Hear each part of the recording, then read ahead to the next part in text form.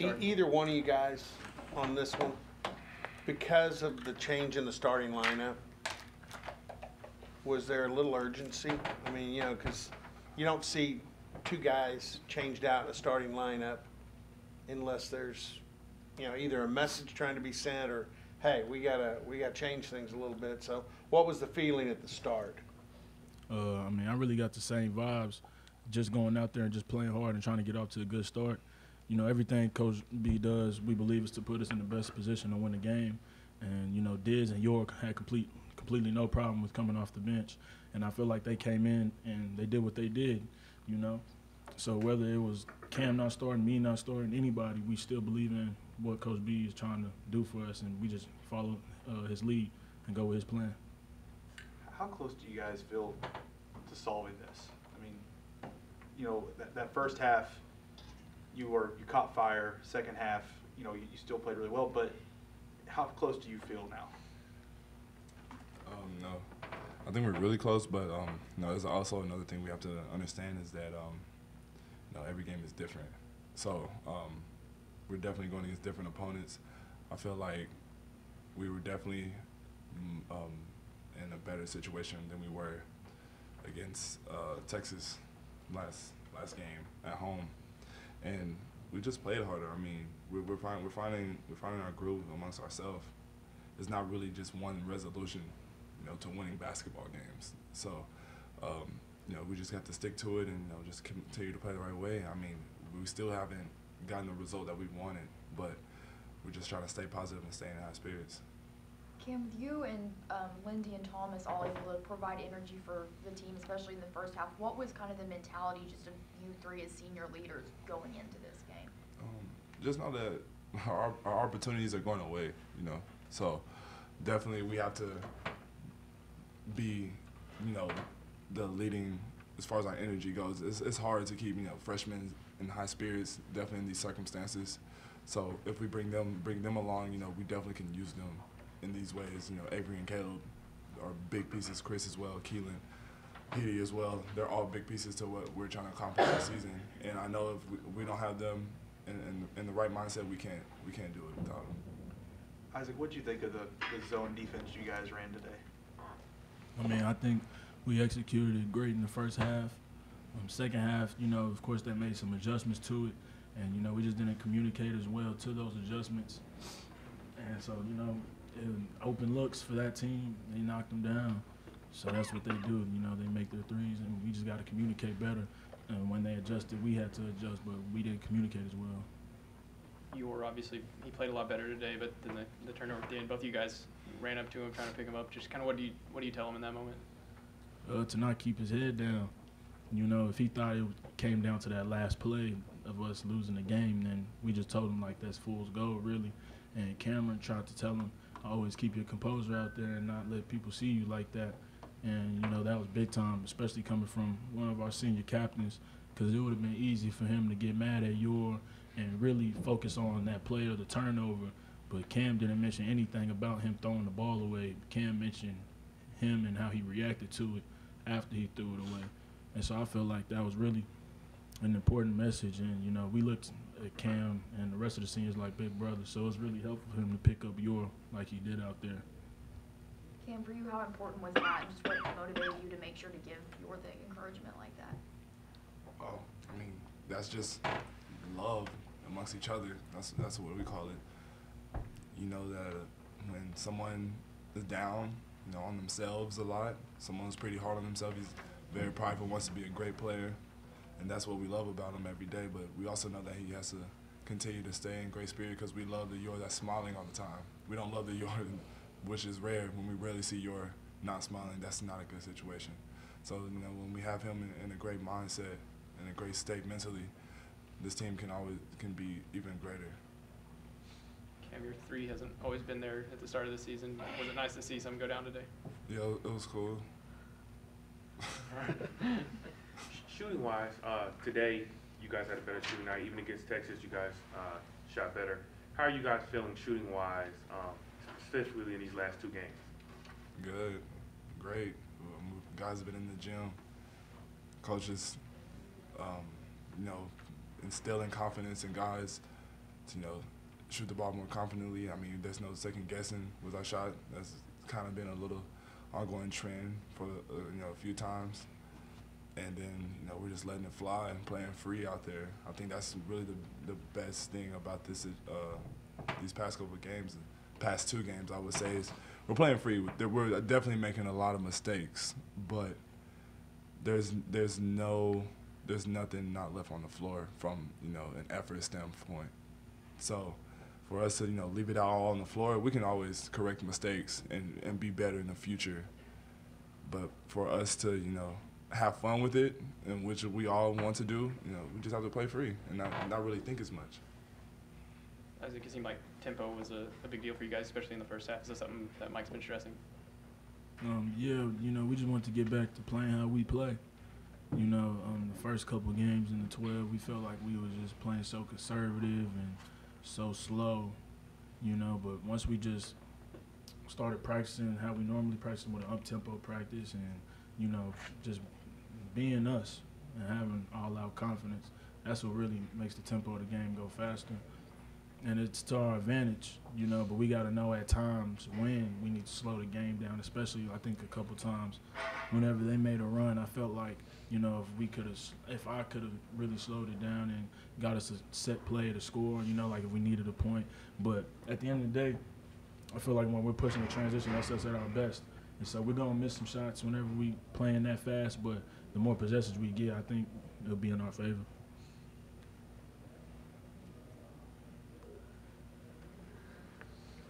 Thanks, everyone. Thanks, guys. Thanks, guys.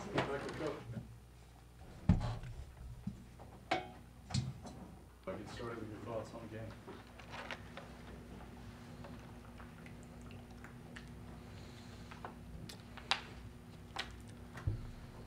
Congrats to Coach Drew. I think his team is terrific.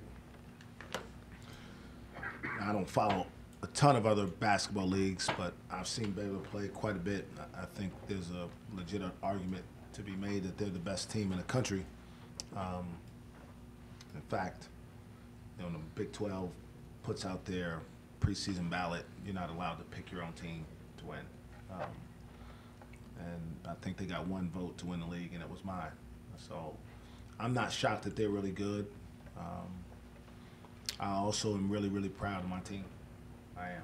I thought we played Oklahoma State basketball today. Thought we played with great intent, great defensive purpose. But I have said for 3 years that you can play well in this league and lose. It's just an unfortunate circumstance. I've been in, I think, 5 or 6 different conferences, and I'm not sure I've been in one quite like this where you can play with the energy and focus and intent and shot-making ability like we did for most of the game today and still have yourself, on the wrong side of the win-loss column. So my message to our team is we're not going to question why we're going through this way. We're just going to figure out how to be a little bit better on Tuesday. And we'll come back tomorrow and we'll have a good practice. And we're going to chop at that tree a little bit more on Sunday, Monday, and go up to Ames and try to be a little bit better. And eventually, like I said the other day, it'll happen for us. It won't happen because we feel sorry that we haven't won so far. It won't happen because the other team allows us. It'll happen because we play 40 minutes like we did today. And I don't want our fans to think that I'm disregarding the wins and losses. That's not my point at all. But right now, I'm not focused on that. I'm focused on, I saw a team that fought for each other today in a way that if they continue to, we'll win some games moving forward. How many? I don't know. But we'll win. We'll get better. Our young guys will keep learning. And it'll happen. And I have more confidence in that today than at any other point of the season, including when we were 7-0.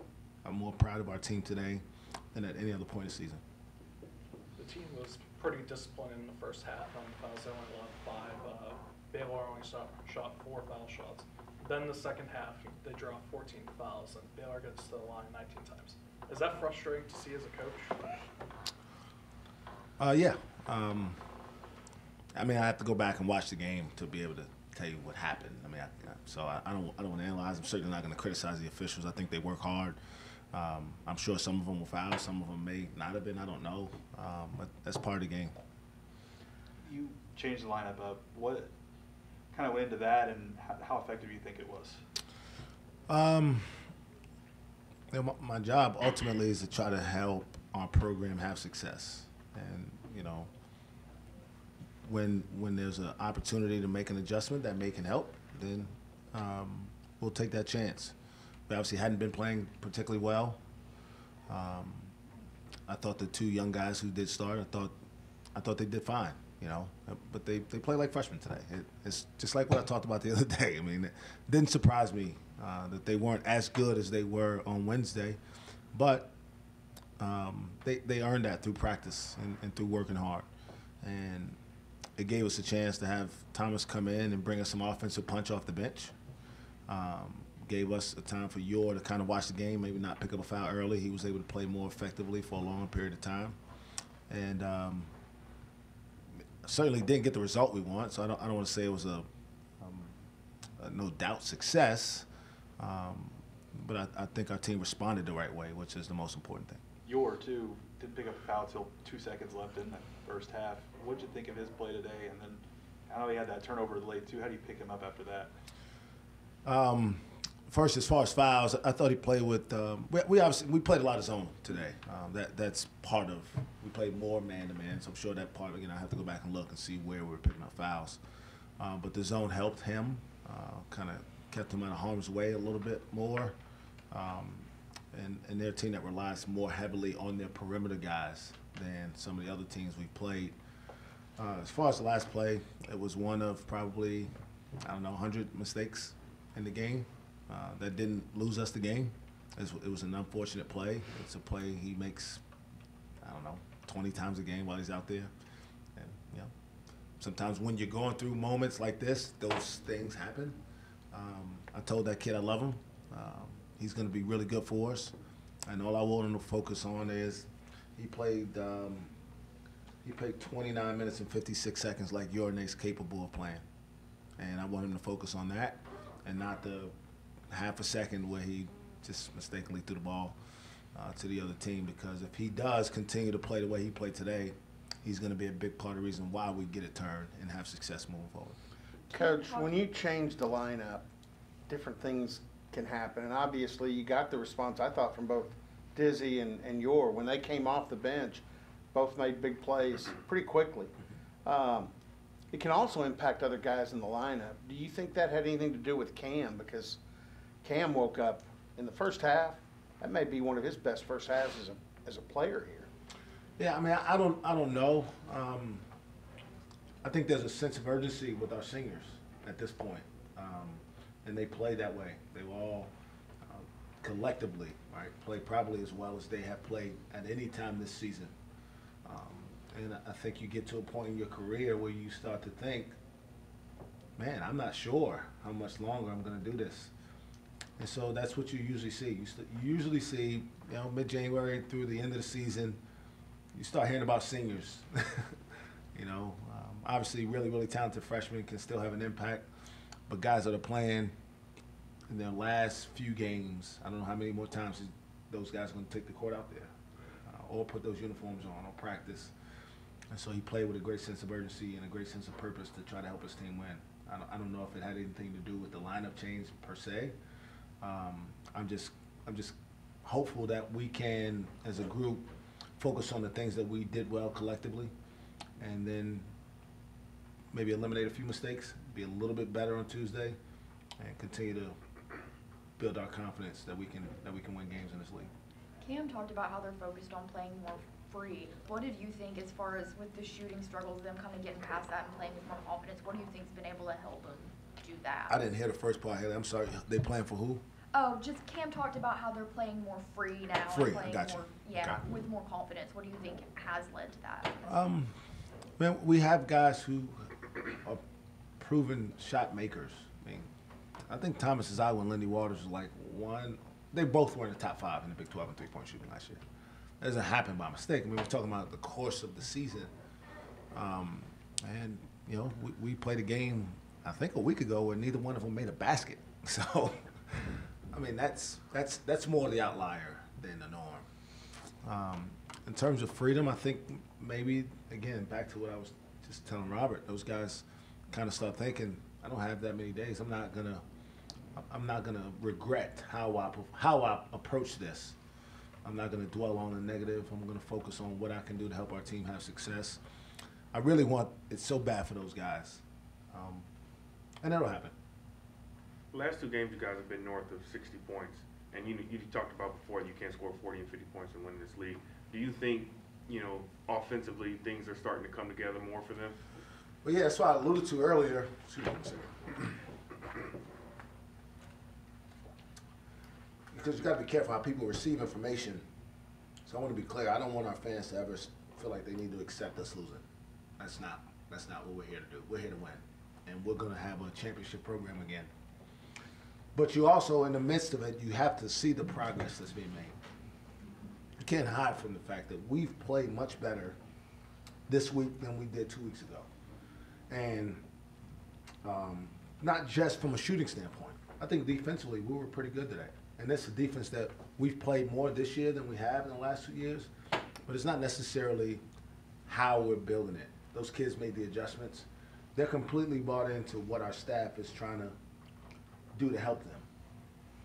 And eventually, if they don't start doubting that we can have success, we will have success. It's just, right now we're not. And we got to own that, but we got to also acknowledge the progress that's, I think, pretty evident. But, I get that some people say, man, you haven't won a Big 12 game, dude. And I get it, and I hear them, and I understand. I can't focus on that. I can't focus on just the result. I got to look at that stat sheet and say, we out-rebounded them by 7. We shot 10 for 24 from 3. We had 4 guys in double figures, and we had the ball with 10 seconds to go down 3 against the number 2 team in the country. We're getting better. We're getting better. Coach, is this the best ice that's maybe played since come back from illness as far as shooting, rebounding, assists? Yeah. I mean, again, it's going to sound probably like an excuse, but I'm just going to tell you the truth. Through 7 games, I'm not sure there were 3 point guards playing better than him in the country. And he missed a month. Didn't practice, didn't play, didn't do anything at all. And it's not like he's got a game that's predicated on, let me just get in the gym and shoot a bunch of balls and get my jump shot back on. It's not how he plays. He needs time to see and flow. It's not lost on me that I think this was his 6th game back. So, progress. You mentioned the 2-3 zone earlier. You ran it a bunch in the non-con, not as much in the Big 12 so far. Was there something that you saw from Baylor, or was it just what you think your team needs? Yeah, I mean, I think that's the way to play them, to be perfectly honest. They've got 4 really dynamic guards. We held one of them under wraps, the other 3, when you're really good, when you're a national championship contender, when you're a Big 12 championship caliber team, you can have one of your starters score 0 and his backup get 16 and basically make all the big baskets late for him. That's what they are. So can we just line up and guard them man to man? Probably not, right? At some point, I can't let stubborn get us beat. My job is to help our team. And although I want to play man to man, the zone gave us a chance today. And we came up short, but I still think, that's how you got to play them. This year in particular. And they got 2 big guys who are more role guys. They embrace their roles and playing really well, but they don't run offense through them. So you got to contain those guys a little bit more off the dribble, and I think for the most part we did that. They got loose for a few threes, and really good players make them. Seem to be able to play with a lot of tempo, especially in that first half. Can tempo get a little tricky whenever you have the lead in the second half late? It can't for us. It's got to be something we commit ourselves to because it's when we're our best. Isaac Likekele, Avery Anderson, those guys are really dynamic in transition. Got to allow them to have floor space and make plays, not just driving for themselves, but they're both a big part of the reason that You know, Lindy and Thomas were 4 for 5 from 3. No, excuse me, 6 for 16. You know, like we made 6 threes. A lot of them were because those guys were penetrating and collapsing the defense. So, are there times we have to pick spots to get shots at certain spots of the game? Yeah, but for the most part, we have to be a team that plays in transition. Anything else? Thanks, everyone. Thanks a lot, guys. Enjoy the rest of the day.